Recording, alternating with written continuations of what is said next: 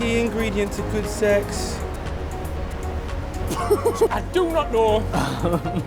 I'm never gonna comment. A big what, Good sir? sexual relationship. Of course you said that. Definitely understanding expectations. I think you have to work at it a bit to make sure it happens. The key to a good sexual relationship in a marriage.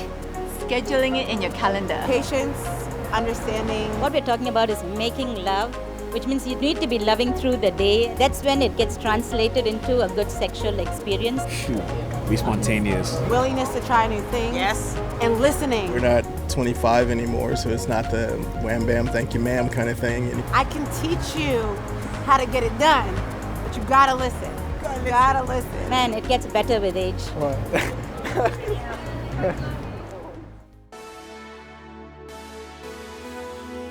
Oh, is this about sex, this whole thing? Big spoon or little spoon? Don't understand. Is that the same meaning of the question as we understand? What do you love most about your body? About my body? And we're talking about sex? I like every part of you, but... You're supposed to answer your first question. Oh, my body? Yeah, it's about your own body. Oh yeah, your shape for sure. You know, you're busty. Yes, It's getting hot in here. What's the hardest part about sex? Children. I'm answering that. Anatomically? Traditional or adventurous? Oh my I don't think we have like the time to be adventurous. Somewhere in between. Somewhere in between. On a scale of 1 to 10, how happy are you with your sex life right now? I would say 8. About a 10. I'm pretty fulfilled. I'm a happy man. Sometimes it is 1. Wrong answer. 7, You can't use 7. 7. 8, 7, 8. Why can't you use 7? It's 1 to 10. Because everybody uses 7 as a comfortable No. answer. Yeah. 8.5 is really good. 8.5. I'm a glowing 10, baby. If your sex life had a soundtrack, what would it be? Boys to Men. I'll make love to you. Barry White. Oh, moments of love. Alexa, You- put on the you joke acoustic for that. sex playlist.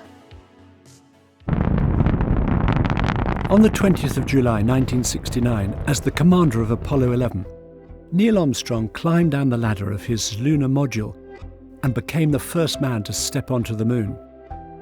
As he did so, he uttered the immortal line, "That's one small step for man, one giant leap for mankind." But the story goes that as Armstrong was getting ready to leave and step back onto the ladder, he made the enigmatic remark, "Good luck, Mr. Gorski." NASA Mission Control assumed he was referencing a rival Soviet cosmonaut, but as hard as they looked, they couldn't find the name anywhere. Besieged by questions on his return, Armstrong refused to reveal the identity of Mr. Gorski. Decades passed, and still the question remained unresolved. But then, in 2005, a full 36 years later, Mr. Gorski passed away, and so Neil Armstrong finally felt he was free to tell the whole story. As a boy in the 1930s, he'd grown up in a small Midwest town. He told of how one day he was playing baseball with his friend and had hit the ball into his neighbour's garden. The neighbours were called Mr. and Mrs. Gorski. As he was picking up the ball outside their bedroom window, the young Neil Armstrong heard Mrs. Gorski yell at Mr. Gorski, "Sex? You want sex? You'll get sex when the kid next door walks on the moon." Thus, many years later, no doubt with a broad grin inside his space helmet, Neil Armstrong sent those special wishes to a man in Ohio from the surface of the moon. Good luck, Mr. Gorski. In this session, we're going to be looking at how we keep the spark alive in our sexual relationship, or how we can restore that spark if we feel we've lost it. We've left this topic of sex until this stage of the course because every other part of our marriage affects our sexual relationship, just as our sexual relationship affects every other part of our marriage. But that doesn't mean it's always easy. I don't know if you've ever had the experience of trying and trying to pull start a lawnmower or some other machine like that simply won't get going. I have a vivid memory as a young child on a hot summer's day of my father wheeling our old lawnmower out of the garage and trying to get it started. He kept pulling at the starter rope, but there was absolutely no sign of life in the mower. I then remember watching my father take the spark plug out and cleaning it with his handkerchief. Then he put it back, and with one pull, the mower burst into life. You need the spark if the mower's going to work. And it's the same with our sexual relationship. that spark ignites something very powerful. And the key to creating the spark is our emotional connection. Emotional connection creates good sex, and good sex then produces a greater emotional connection.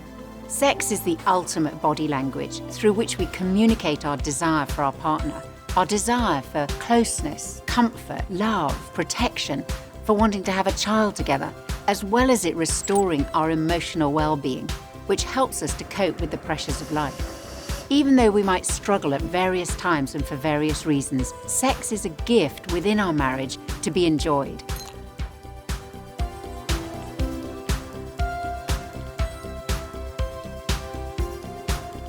We're going to look at 5 secrets to keep the spark alive in our sexual relationship. And the first secret is the importance of speaking to each other. Now, we want to say at the outset, we recognize that talking about our sex life, even with our partner, can be difficult because it's a deeply private area of our lives, and it requires us to be vulnerable with each other. And we want to reassure any of you who are feeling nervous about this session that if you make a start, even a small one, it can be the beginning of a process of talking that will gradually get easier. Unlike in most movies, sex in real life isn't always fantastic. For all of us, our sex life will go through good times and difficult times. The issues that stop the spark often have nothing to do with sex whatsoever. Couples may struggle as a result of the different pressures that they face at different times in their lives. Anxiety and stress will always work against a good sexual relationship. It could be from a very stressful job, or it could be an illness or a bereavement. Pressure comes when a couple are struggling with infertility, and there are other pressures for couples with young children. Nikki and I can certainly identify with the pressures that having young children can bring. I remember so well, in between our 3rd and 4th child being born, Nikki and I went away for 3 days on our own. I was so looking forward to this time away, and I was really hoping that it was going to rekindle the spark that had largely gone out of our sex life for me at that stage, mostly because of physical tiredness from looking after 3 young children. And I was hoping the spark would reignite. However, after the 2nd day, I remember feeling in total despair and wondering whether my body would ever be capable of responding in a sexually passionate way again. And I spent half of one night in tears, completely distraught about it. And it was only through talking and talking with Nikki that I felt he understood. And that made such a difference in getting through this difficult time together. And during this whole season with young children, we had to work hard to understand each other and to stay connected at an emotional level. And it felt like a long time, and I think it wasn't actually until our youngest child was about 18 months old that my body went back to responding anything like normally again. If we fail to make time and space to talk about our feelings, it so easily leads to misunderstanding and feelings of isolation. You may find it hard to talk to each other because you're embarrassed, or your pride gets in the way as you feel you should just know instinctively what your partner enjoys.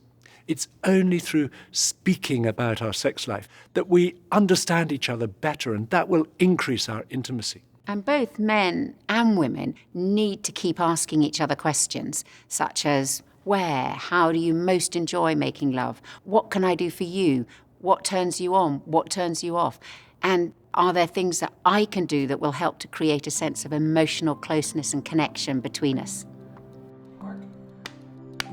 Perhaps partly because of our upbringing, it was just a subject that you just didn't talk about. Yeah. You just don't talk about sex. You just do it. I remember when I reached about 13 or 14, my mum just basically one day very quietly shoved this pink book at me, and it basically said 101 questions about sex.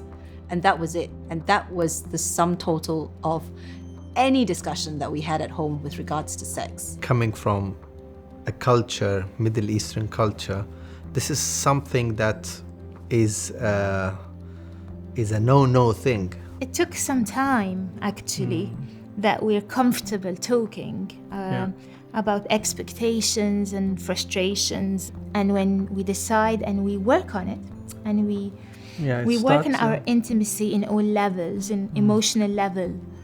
We start with emotional level for sure. I think when we do that, our intimacy is closer than ever. It started quite awkward, like during being in bed together, we would comment on something that we liked or we didn't like, and at the moment we felt really oh, he didn't Maybe like I'm doing it, something wrong. I'll just turn and go to sleep. I think these awkward moments that we felt that are not proper paid off now after a few years, that if I didn't say out loud that I didn't like to be touched in that or that way, he would never learn that I didn't like to be touched that way.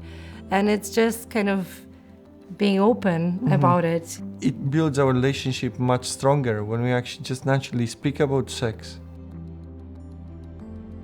When things aren't going so well in our sexual relationship, we can easily feel isolated and start to think, I must be the only one that is facing this kind of situation. We want to emphasize that the vast majority of problems couples face are common and solvable, and they don't mean the end of our sexual relationship, especially if we approach them together as a team. What I find interesting is that so many of the couples I work with say, we had a problem and suddenly weeks turned into months and months turned into years, and we thought that it would just sort itself out, but it didn't, because we couldn't find a way to discuss the subject because it felt unnatural for us, or we weren't comfortable talking about sex. It's really important, if you've been struggling with a sexual problem, something like erectile dysfunction or dyspareunia, so sexual pain, or vaginismus, that you go and see your family doctor. And it's important that you do this together, that you both take ownership for the fact that you want to seek help together, you want to create a good sex life together as a couple, and you go and support the other person in doing this. For many of the couples I work with, coming to see me is the first time they've actually talked about it, and having a third person there who's used to dealing with sexual problems all the time makes it more comfortable for them. And a lot of the work that I do is getting couples not to talk to me, but actually to face each other and to talk about what's going on for them. And this is often the first time that they've sat down with their partner and really talked about why they're struggling and some of the reasons that they may be struggling. There's lots of help out there and lots of support that can make a real difference for couples. So it's important that we pull together as a team, that we're kind to one another, and that we seek help so that we can move through to a season where sex is really good.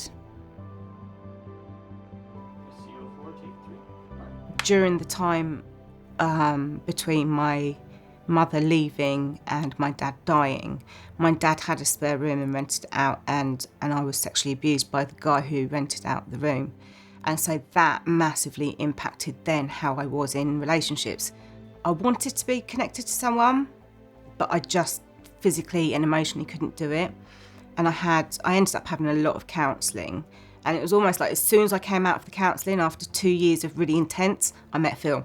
When we first started having a sexual relationship, I know that there were times that I would actually flash back to my abuse in the middle of it, and there were times, particularly at the beginning, when I'd just say, I just can't. And I really had to work very hard on saying to myself, Phil's my husband, he loves me, he's going to care for me, he's not going to hurt me. And it was almost like I had to train myself in that way. Phil had to be really gentle with the way he led me in terms of intimacy, particularly, and emotionally. To not be gentle, not be aware of the issues affecting you would be just against the whole essence of, isn't it? Yeah. Because then, really, the pleasure is in knowing that you're deriving pleasure from us being together just as much as I am. Yeah. If it's all take, then that actually isn't what intimacy is about, is it?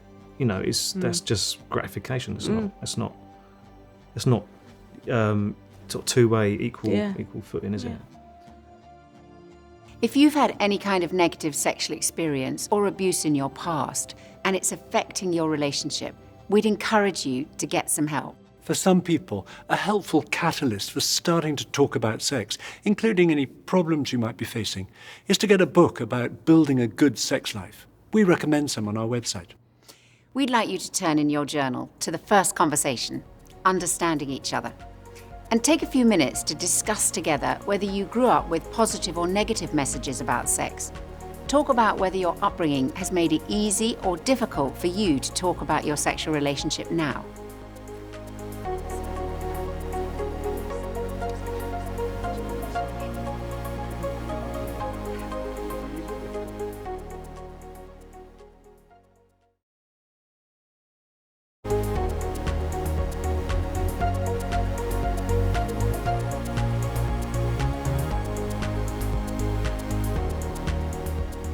The next secret for building our sexual relationship is prioritizing.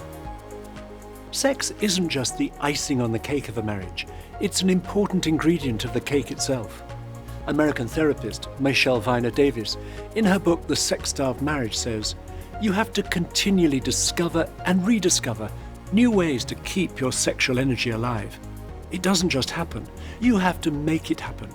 You have to decide to make having a vibrant, exciting, emotionally satisfying sexual relationship a priority."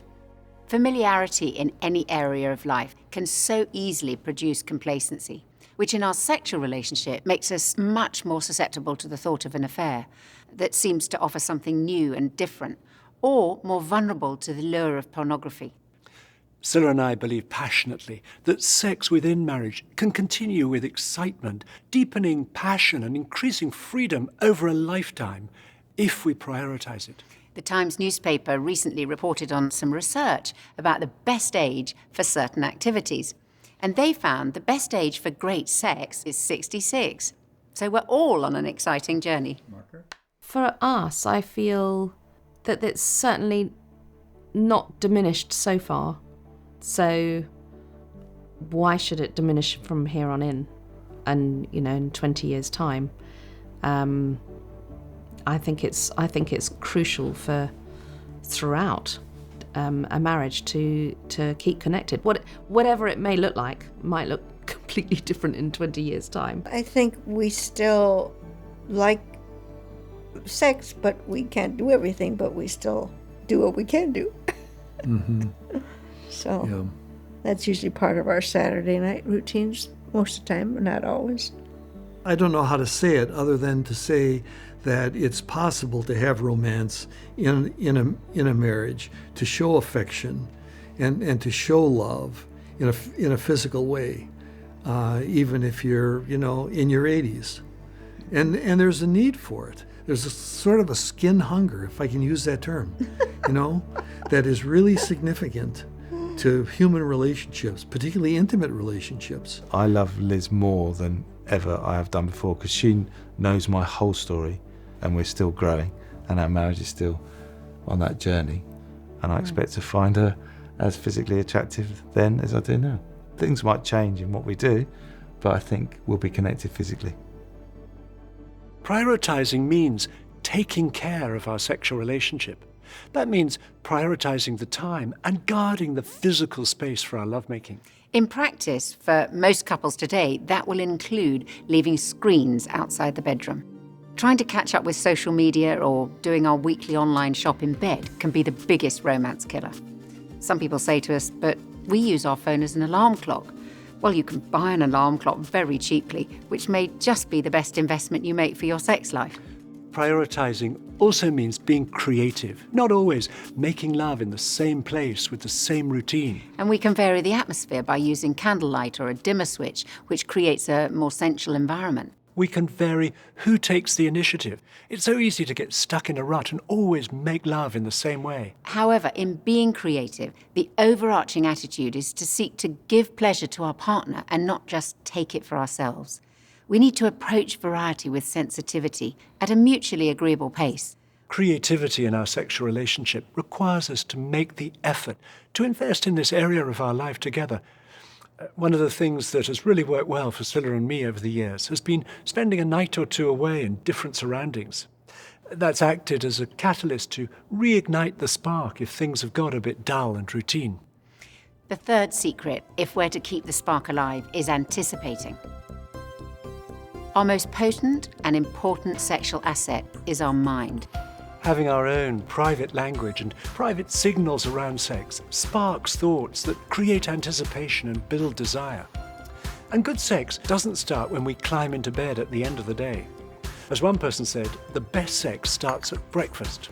Arousing each other, and not just when we're preparing to make love, but at different moments through the day with an extended kiss, or by drawing our partner towards us in a close embrace, or sending a message during the day telling each other what we're looking forward to, keeps the sexual energy simmering between us. Now, at certain times, love means holding back from making love, showing restraint for the sake of our partner. Restraint is an important part of a healthy pattern of lovemaking, and it leads to increased anticipation. Another way to build anticipation is through romance. Romance has the potential to draw us into a world that belongs only to the two of us, a world in which our imagination is awakened and our senses are stimulated. It creates anticipation and sets the mood for good sex. Romance is the bridge between the everyday world of practicality and this private place of our sexual relationship. It's the antidote to sex becoming mechanical and routine, and it builds intimacy. And creating romance for one another needn't be complicated or expensive.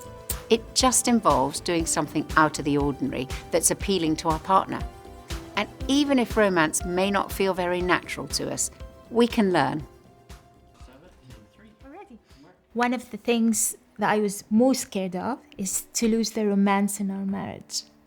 And I found a notebook back in Egypt where I had this written actually. And that was the scariest thing, because in all the relationships around us, you could see that there is no romance going on. And I think we were developing to be such a couple because romance was dying more or less, until we realized that it's really hard work. I've learned from Sami how to be more expressive in romance and how to find different ways. Yeah. We have this, now we know how to express even emotions, even when we're older, and now we're embarrassing our kids when we go out. Dad, what are you doing? And like You're just embarrassing holding Sally's hand. I try to run away always, but yes. I find that, I'd like to be more romantic, but you work on it. No, you're okay just the way you are.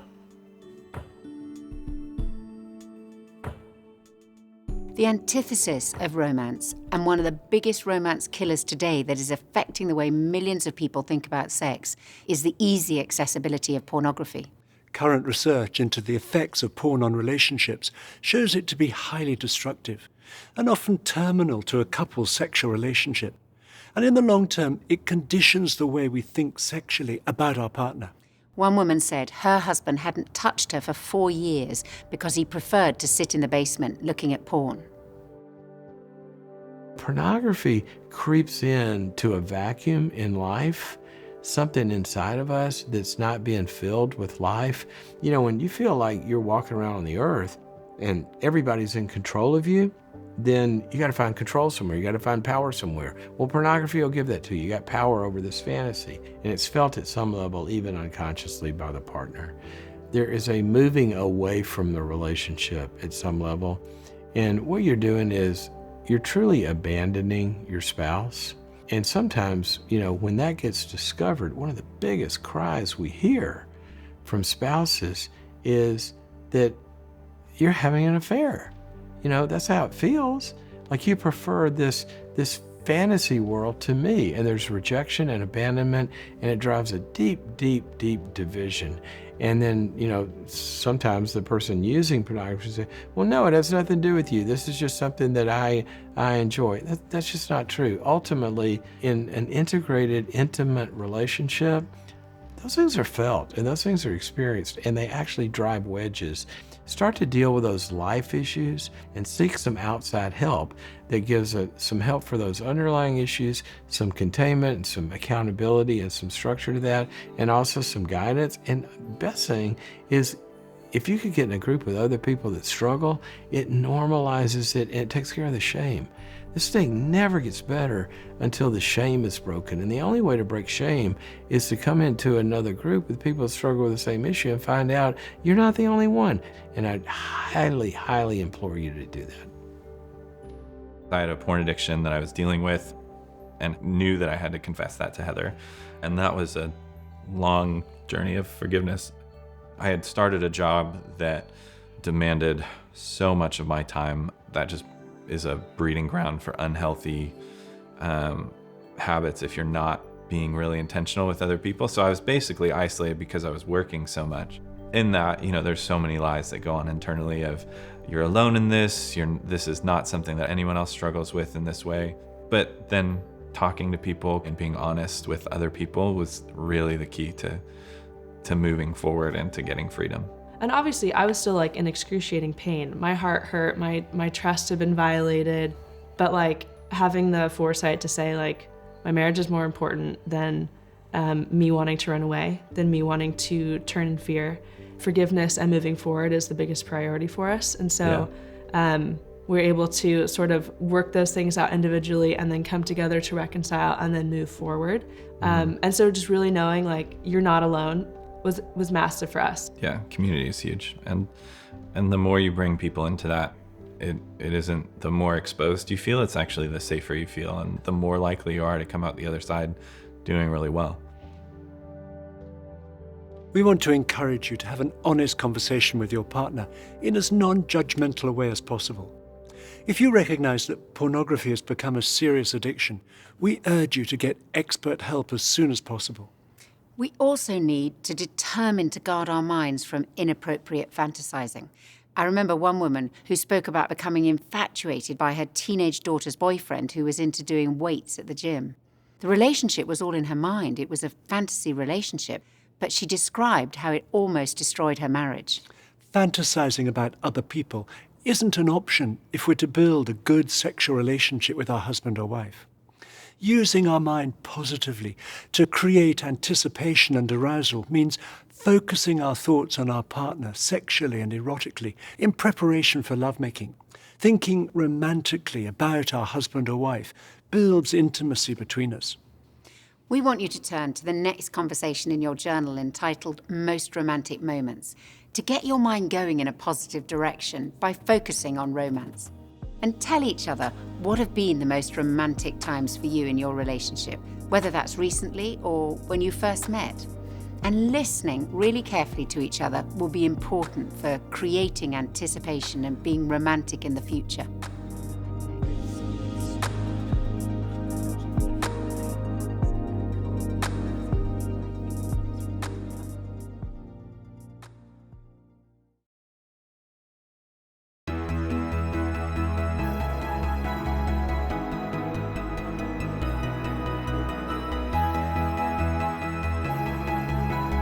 The fourth secret is responding.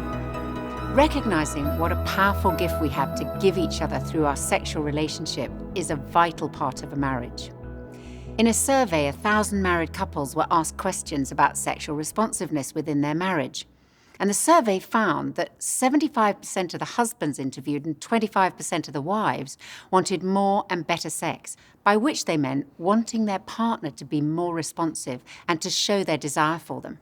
Many people don't realize that the way they respond sexually can have a huge emotional impact on their partner. One husband from that survey spoke for many men when he said, "When she says no, I feel that I'm rejected. No is not no to sex, as she might feel. It's no to me as I am. And I'm vulnerable as I ask or initiate." And when we as wives understand this and show our desire for our husband, we're communicating our love for him in a very powerful way. Not just on a physical level, but at a deep emotional level too. Being responsive may mean taking the initiative to make love as a deliberate choice, even though we may be tired or we're feeling stressed by work or the circumstances don't match up to our highest expectations. For most women, and for a significant number of men, sex starts as a decision and then arousal follows.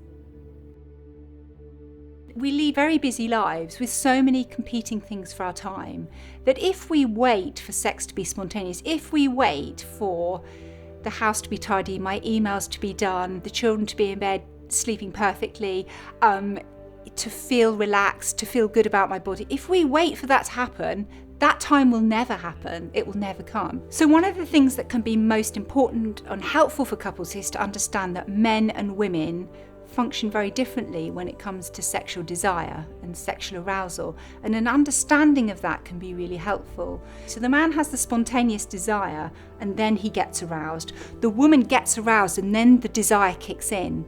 So if we're intentional about having sex and we've talked to our partner about planning it in, then it can be something that is in our mind, that it isn't suddenly we find ourselves in a situation where we're expected to be responsive. Our responsiveness can start in our minds, and that can be really helpful in terms of recognising that there's an expectation in our partner that this is when we're going to be intimate, but possibly more importantly that we recognise that there's an expectation in ourselves that this is what we've committed to, and therefore we need to take ownership about what will help us to enjoy that experience. How are we going to be fully engaged? If I've committed to be intentional with my partner about having sexual intimacy at a given time, what do I need to do in the run up to that to get myself in the right frame of mind?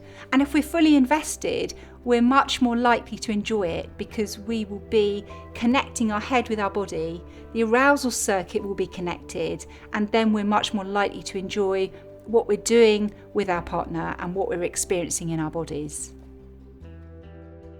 Responding sexually can give our partner an amazing sense of confidence and well-being about life. However, responsiveness requires a climate of trust between us. Trust is the foundation of a good sexual relationship, as sex requires the ability to feel free to give ourselves completely to our partner, to let go both physically and emotionally. This is challenging for many people and only happens where there is deep trust. Any unresolved hurt between us will undermine trust and must be healed, not least for the sake of our sexual relationship. Michelle Viner Davis writes, "In my years as a marriage therapist, I can tell you with confidence that holding grudges is one of the most effective methods for killing desire that I've ever seen. Sometimes letting go of the past feels like an impossible feat, especially when the hurt is enormous. But letting go of the past is possible through choosing to forgive. Sarah and I have seen couples do that again and again, even where there's been unfaithfulness or another major betrayal of trust. Forgiveness is a vital factor in rebuilding trust, which then enables us to be sexually responsive to our partner again. We want to go on to the fifth and final secret for keeping the spark alive: kindness. The first thing that we as men must learn about sex is that it's about giving. I had a speaker called Tom Nelson say this: physically, many men can be ready anytime, any place. But a man cannot be a good lover unless he's helped with the washing up, filled the car up with fuel, taken out the rubbish, and been sensitive towards his wife's needs. Kindness means not only showing support in practical ways, but also taking time to tune into our wife's emotional needs. Psychologists consistently tell us that men and women are wired differently when it comes to sexual arousal. We found a diagram which illustrates something of these differences. The top half is the man, and you can see the on-off switch is very clear. And the bottom half is the woman, where it's slightly more complicated. And as one man on the marriage course said to us, what's more, the wiring gets changed about every 2 weeks. In our culture today, sex has become very individualistic, very self-oriented. So that the questions most often asked are, how can I satisfy my desires? How can I obtain maximum pleasure? But good sex has to be other-oriented. And as men, we have to learn and relearn to give emotionally first. And that takes time. For a woman to give herself, she must feel safe, loved, and special. When kindness is lacking, it can lead people to using the other person for their own selfish ends, to cruelty, and even to physical violence. According to the UN, violence against women currently affects 1 in 3 women worldwide. And most terrible of all is that some of that takes place in the bedroom. The bedroom is where we make ourselves ultimately vulnerable, where we're most intimate with each other. The bedroom should be the place where a woman knows that here she is safe and loved. Here she'll be treated kindly and tenderly. Here she'll be cherished by a man who knows her like no other. Being kind might mean we need to increase gentle touching. being affectionate, holding hands, putting an arm around our partner's shoulder, giving a hug, or brushing each other as we pass. If a man only touches his wife when he wants sex, he sends a terrible signal. His wife will feel used rather than loved, and this can lead to no physical contact at all as his wife backs off, in case it's interpreted by her husband as an encouragement for sex. Finally, for both men and women, being kind with our words has a huge impact on our lovemaking. There's a very strong link between building each other's self-esteem and building an intimate sexual relationship. We need to make it a rule never to criticize our husband or wife's natural shape, nor to compare their body to the images of apparent perfection we see on magazine covers, in advertisements, and on many social media feeds, which in reality are impossible to achieve, even for the models themselves. Instead, we mustn't stop telling our partner what we love about their body, because good sex requires self-confidence. Our kind words will build confidence in our partner. At the same time, we need to take care of our own bodies for each other's sake. Most people, when they're engaged, go to great lengths to keep fit and healthy and look good, especially for their wedding. But then, sadly, once married, some people stop making an effort. As far as our health allows, making the effort to stay fit and to be attractive to our partner within marriage is a way of being kind and will build our intimacy. We go to the gym together every morning to try to be fit for one another. Hygiene's big. I throw on cologne. She throws on perfume that she knows I like. We even made a pact of let's keep it sexy. We That's what we say. We say let's keep it sexy, and it's because we want to be attractive for each other. You know, I say if I can't gain weight, then you can't gain weight. You know, this is like a two-way street. Definitely, if we're going out on a date, we kind of like amp it up. But I would say on a regular basis, that's just like we're children of what, like coordinated generation. so it's just a natural core value for us. And for us, it's important, you know, health-wise. Yeah. And we want to stay attracted to each other. And it's not about a vanity thing. It's I want to feel good, and I also want to look attractive for my husband. I think one of our philosophies is, what do we do to get each other? Right. We need to also keep that high quality to keep each other. So that's big to us. And it's not big for everybody, but for us it definitely is. The next conversation in your journal, Talking About Sex, is an opportunity to discuss your hopes and fears with each other. We suggest you write something in answer to the questions in A, B, and C that are relevant to you. You don't need to write an essay, but it'll help your conversation to write something. And then show each other what you've written and start to talk about what you've each put. And for some of you, that'll be very difficult, but we want to encourage you to start where you feel able, and it'll become easier.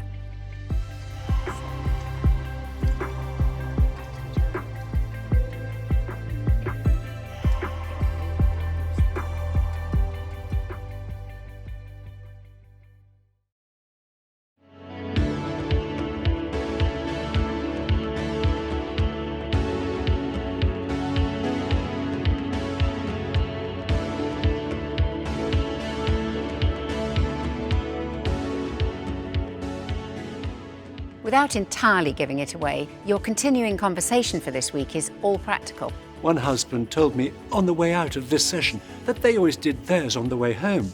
It wasn't until they were on the train that they saw in their journal what it involved.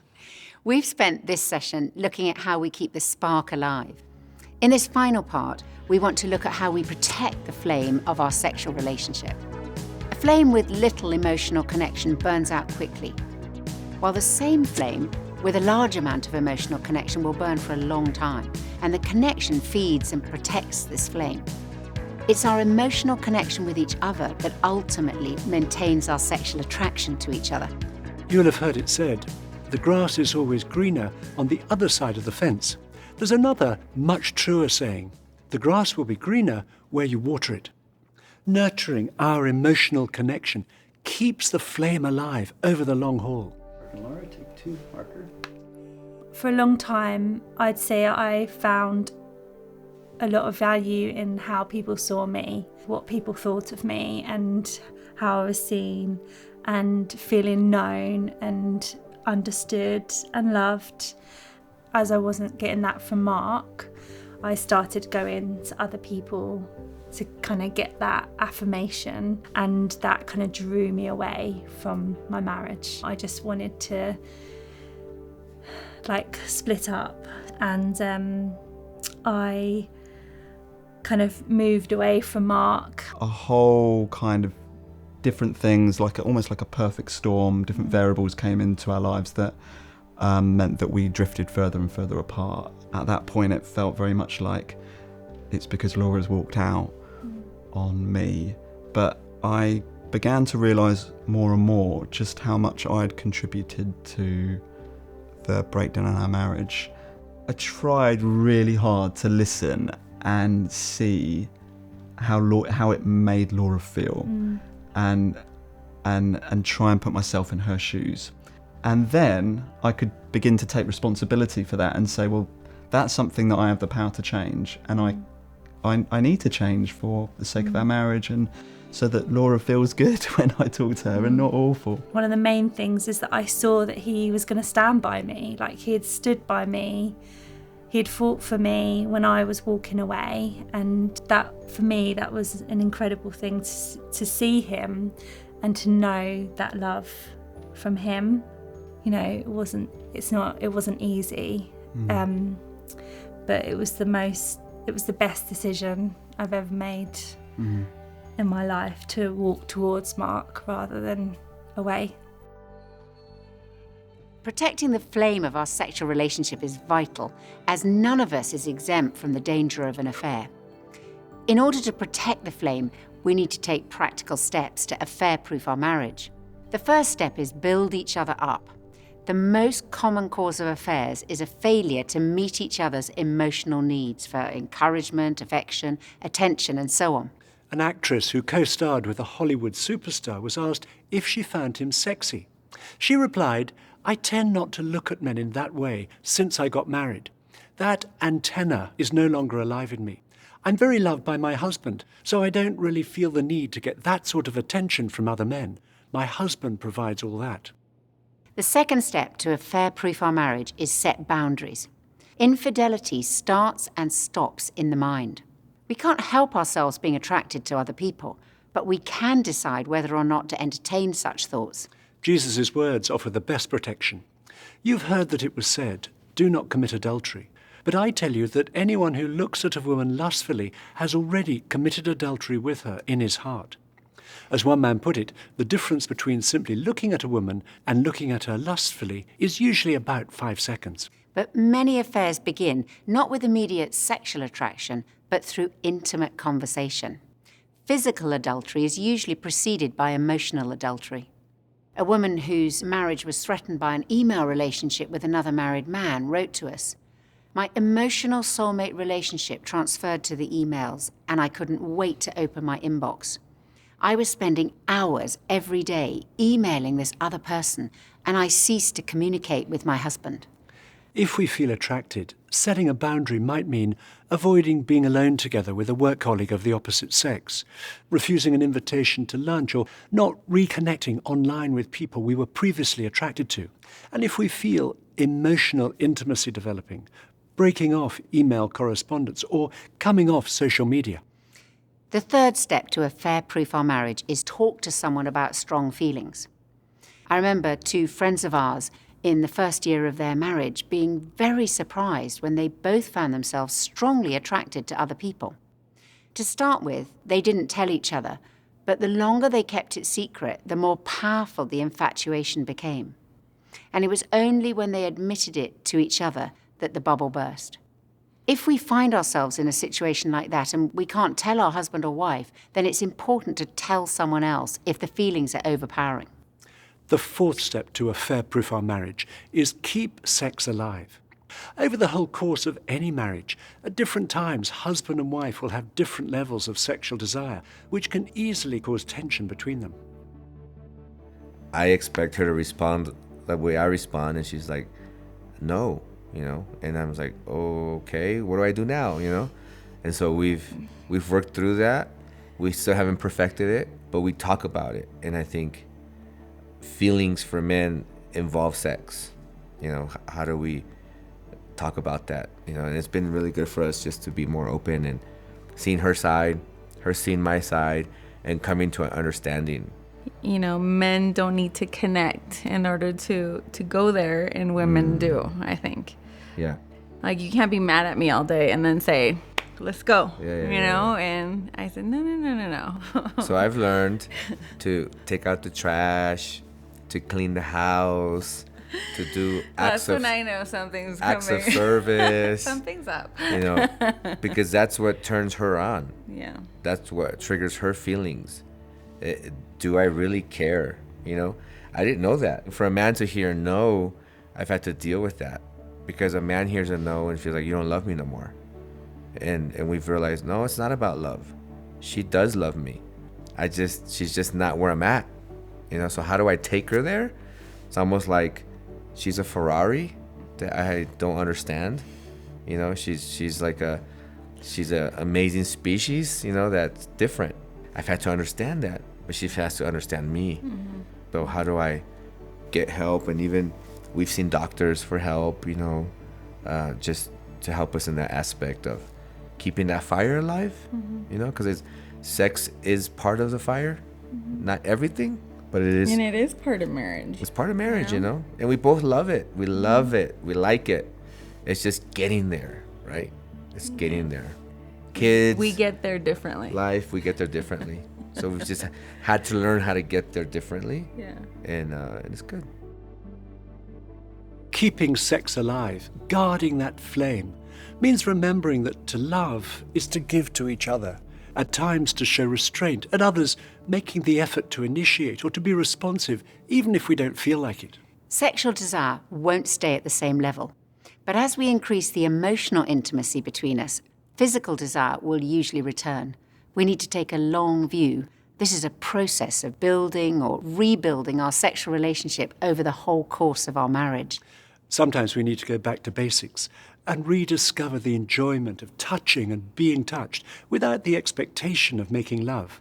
And we want to encourage you that this vital ingredient of your relationship really is worth caring for and investing in. Before we end this session, we suggest you spend a minute or two telling your partner what was important for you in this session, and if there's an area where you'd like your partner's support. And it may be something you've realized for the first time. And if you need to say sorry to your partner for anything that you've done to spoil your sexual intimacy, or you want to express forgiveness to them, this would be a good moment. Then, if you're comfortable praying, say a short prayer for each other, either aloud or silently. Otherwise, express your support for your partner in some other way.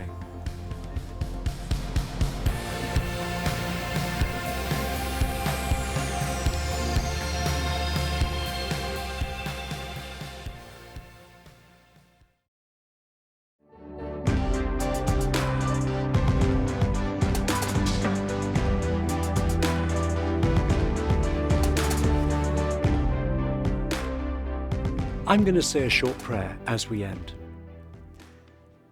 Thank you, Lord, for the way you've made us, with all the complexity and subtlety of our sexual responses. Thank you that we're able to express love to each other through being joined together sexually.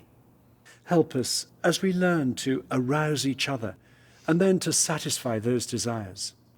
We ask that trust, openness, and understanding would grow between us as we give ourselves in love to each other throughout our marriage. And we ask these things in Jesus' name. Amen. Amen. We look forward to you joining us next time for the final session.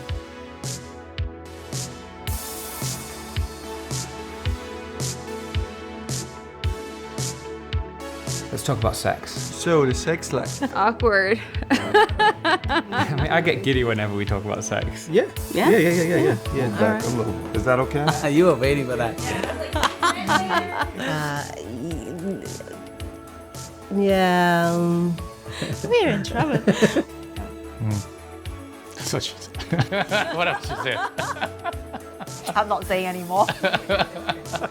See, you laugh whenever I do. Sex is the last thing on my mind. Headache. And Got a headache. and my headaches are very real. Thank you very much. What song's in your mind? Oh no. Oh, come on, baby. What?